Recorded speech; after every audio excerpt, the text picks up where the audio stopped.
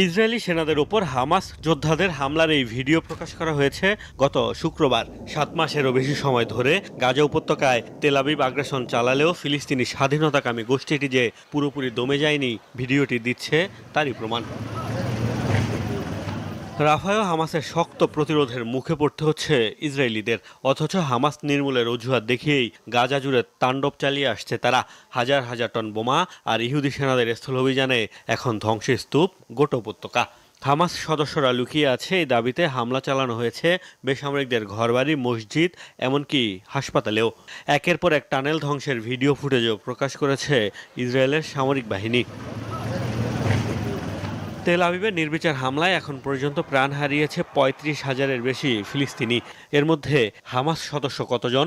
Hamas নির্মূলের দ্বার প্রান্তে Israel এরই মধ্যে এমন দাবি করেছেন দেশটির প্রধানমন্ত্রী বেনিয়ামিন নেতানিয়াহু। রাফায় অভিযান চালালে পুরোপুরি হামাস নির্মূল হবে বলেও দাবি তার। তবে সম্প্রতি শক্ত প্রতিরোধ গড়ে তুলে নেতানিয়াহুর দাবিকে প্রশ্নের মুখে ফেলে দিয়েছে হামাস যোদ্ধারা। বিশ্বের শীর্ষ সামরিক শক্তিধর দেশগুলোর একটি ইসরায়েল। হামাস ইসরায়েল যুদ্ধকে বরাবরই বলা হচ্ছে অসম শক্তির লড়াই। তবে এখনও দমে যায়নি ফিলিস্তিনি গোষ্ঠীটি। বারবার ধ্বংসস্তূপের ভেতর থেকে উঠে দাঁড়িয়ে পাল্টা হামলা চালিয়ে দিচ্ছে সেই বার্তা। কোথাও কোথাও ইহুদি সেনাদের নাস্তানাবুদ করে ময়দানে শক্তভাবেই নিজেদের অস্তিত্বের জানান দিচ্ছে তারা।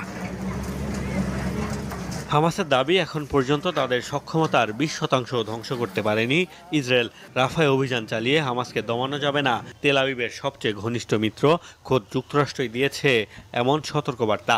বিশ্লেষকরা বলছেন, গাজা থেকে হামাসকে নিশ্চিহ্ন করা অসম্ভব। বলা হচ্ছে, চলমান যুদ্ধে অনেক যোদ্ধাকে হারালেও তরুণ ফিলিস্তিনিদের মধ্যে বেশ জনপ্রিয় হওয়ায় নতুন সদস্য পেতে খুব বেশি বেগ পেতে হবে না গোষ্ঠীটিকে।